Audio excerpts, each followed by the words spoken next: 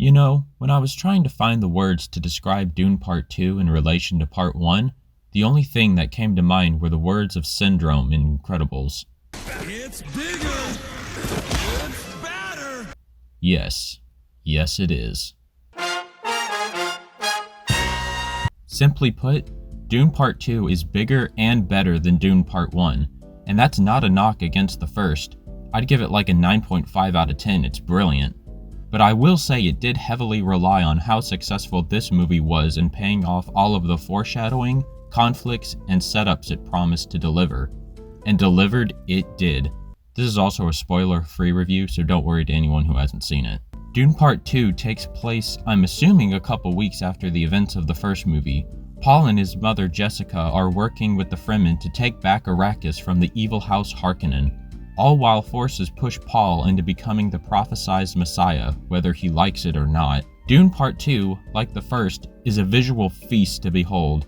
The sets and locations are so grand and larger than life, but at the same time incredibly detailed and distinct. There's one sequence where we get a closer look at the Harkonnen homeworld, and the only way to describe it is unsettling.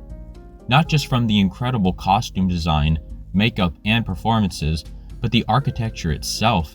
It felt like something out of Ridley Scott's Alien, only brought to a new scale. In fact, the entire universe of Dune explored thus far feels like something that will be a pop cultural memory for a long time. Its distinct tone and visuals set it apart from the overblown CGI superhero-infested landscape we're currently living in today. This is accomplished in part by the man behind it all, Denis Villeneuve, otherwise known as the greatest director of the past decade. With movies like Prisoners, Arrival, Sicario, and Blade Runner 2049 under his belt, Villeneuve, I believe, is one of the most accomplished directors of my lifetime. He has such fine attention to everything he puts into his movies, including the most important part of movies, the story and characters. Even though this movie has incredible scenes of spectacle and destruction, Villeneuve gives us just enough time and direction with each character to perfectly understand who they are and what they want, thus giving us the feeling that this universe is grounded and believable. There were particular standouts for me. Javier Bardem as Stilgar is kind of the comedic relief of this film, but he's never portrayed as the butt of a joke or played off as a fool.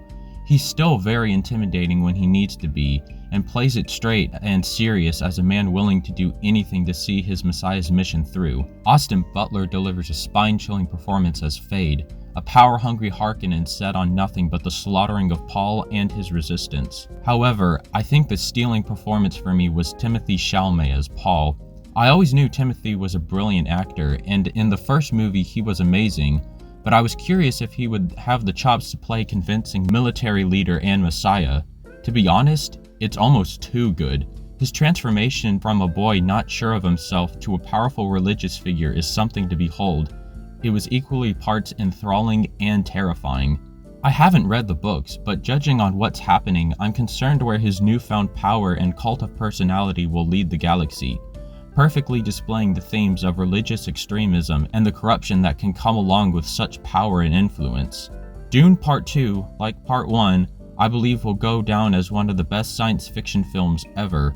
I know Villeneuve plans on adapting the second book as a third and final chapter to his Dune trilogy, and I for one can't wait to see where the story heads. Dune Part 2 is an official member of the 10 Star Club.